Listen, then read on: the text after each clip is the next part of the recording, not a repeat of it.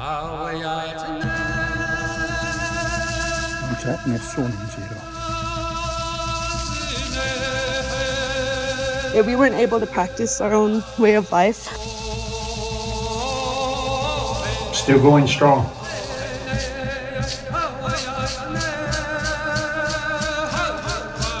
They're more so like aware that things need to be done and changed.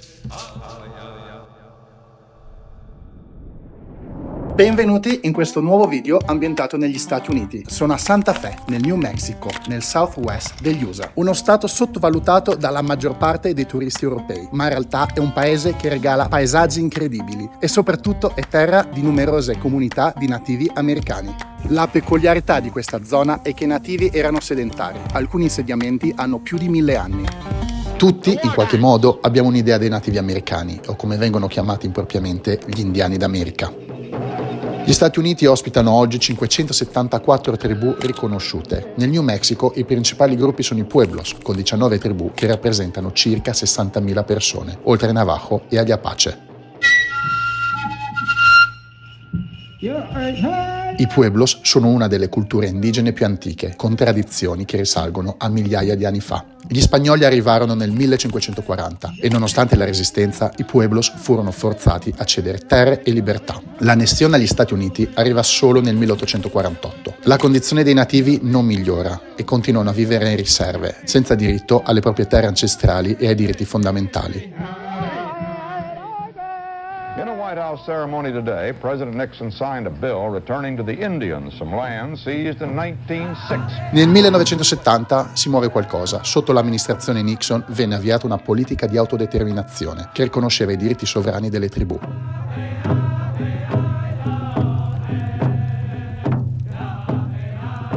Il mio obiettivo è andare a conoscere queste comunità e scoprire di più sui nativi americani del New Mexico e sulle loro tradizioni.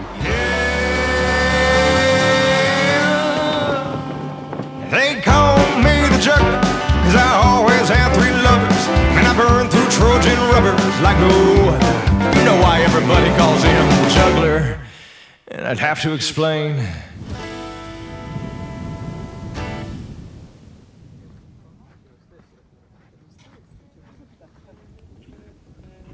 In questo momento sono al White Sand Desert, a circa un'ora dal confine messicano. Sono 700 km quadrati di sabbia bianca. Anticamente questo era un enorme lago, infatti questa sabbia bianca è in realtà gesso. Nonostante il sole stia tramontando ci sono circa 40 gradi. I puebli indigeni sono a circa un'ora di macchina da qua.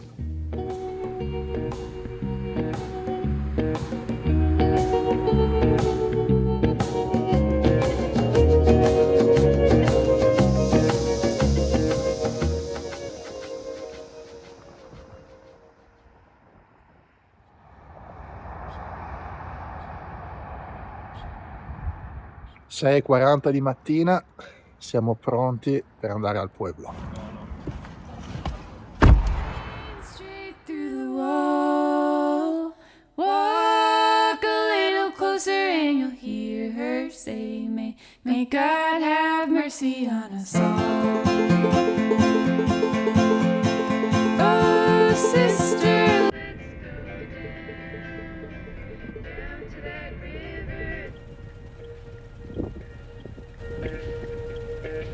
Dopo 2 ore di macchina sono finalmente arrivato. Quello che vedete alle mie spalle è la Coma Pueblo, uno dei più antichi insediamenti abitati del Nord America. È su un altopiano proprio per proteggersi dagli attacchi dei Navajo o dei Sioux.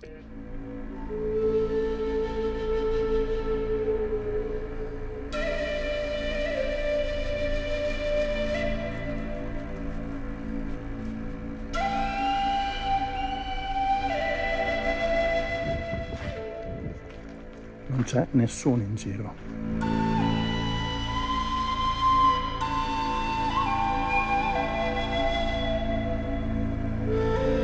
Pensate che questo insediamento esiste dall'anno 1150. Da quasi 1000 anni è stato abitato con continuità dalla popolazione nativa. Durante il suo picco massimo, questo pueblo contava circa 4.000 persone. Sul finire degli anni 80, molti si sono spostati nei villaggi adiacenti, attratti dalle comodità della modernità. Attualmente nel villaggio vivono solo 15-20 persone.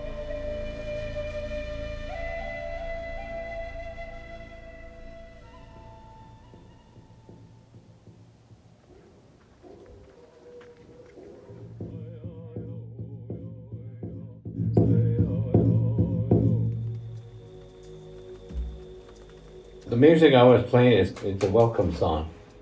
Okay. Yeah, and the drum is made out of cowhide.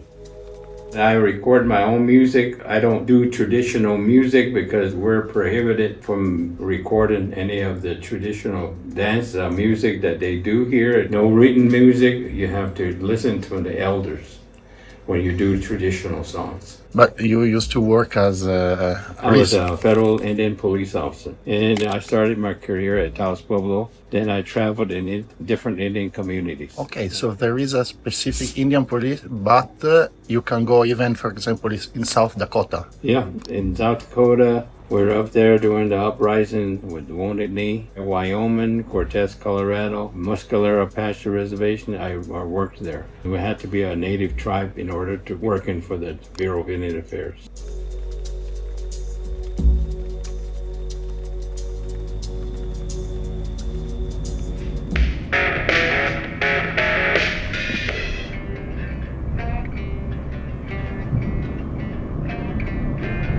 Got mouths to move, I got mouths to move, I got.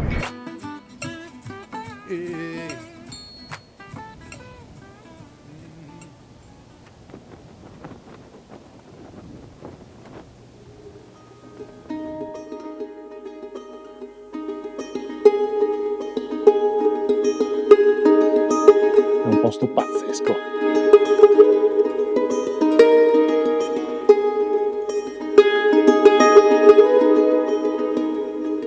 In questo momento mi trovo a Taos, un'altra comunità nativa a circa un'ora e mezza di macchina da Santa Fe. Tutte le case sono costruite in adobe. Fin dalla sua fondazione, circa 1000 anni fa, questo luogo è stato continuamente abitato e chi risiede oggi in questo posto sono i discendenti degli antichi abitanti.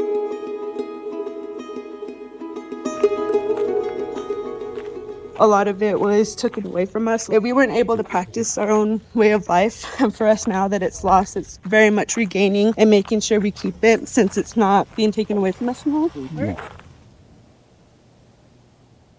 What does it mean to be a native for you? I'm very fortunate enough to be a part of Pueblo where it's very adamant in terms of preserving it. We have our home, I have my language and my culture, but what it means to me is just preserving things. Yakima Pueblo is putting their entire language down on paper, and they're releasing the first version of a dictionary. They actually had boarding schools set up. The way they phrased it was to save the man and kill the Indian because we were forced to kind of give up our way of life. Nowadays, a lot of Native communities are trying to regain it. It's more of like once they got it, they keep it really close to their heart. But for some people, it's not really the first thing that comes to their head. They just don't really think about it.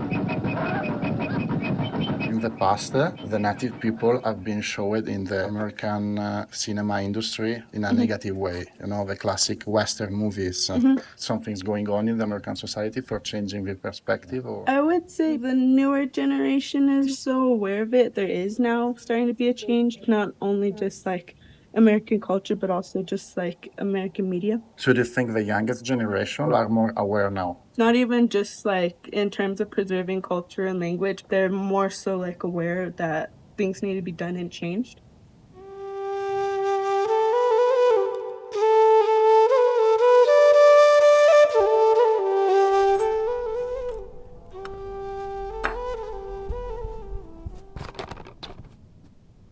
What are you doing?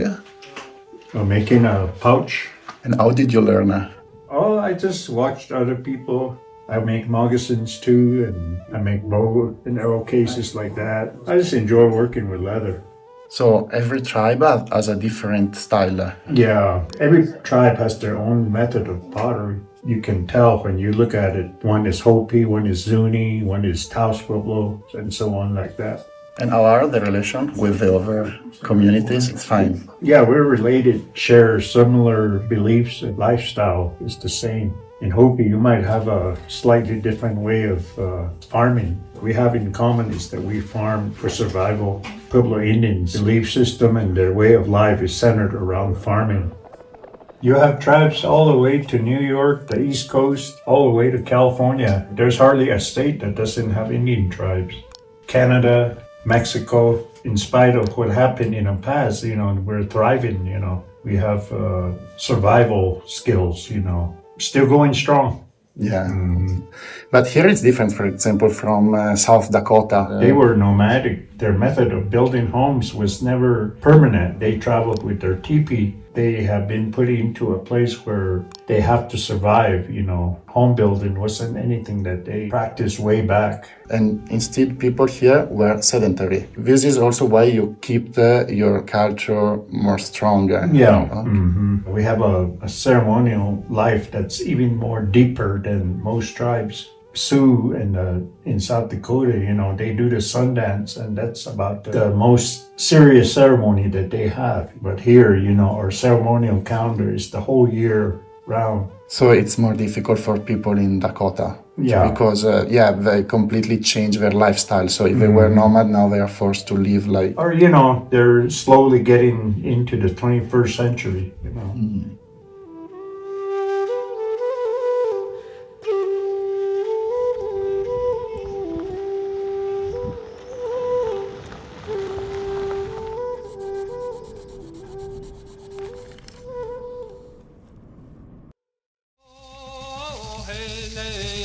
Oh hey nay oh hey nay oh yeah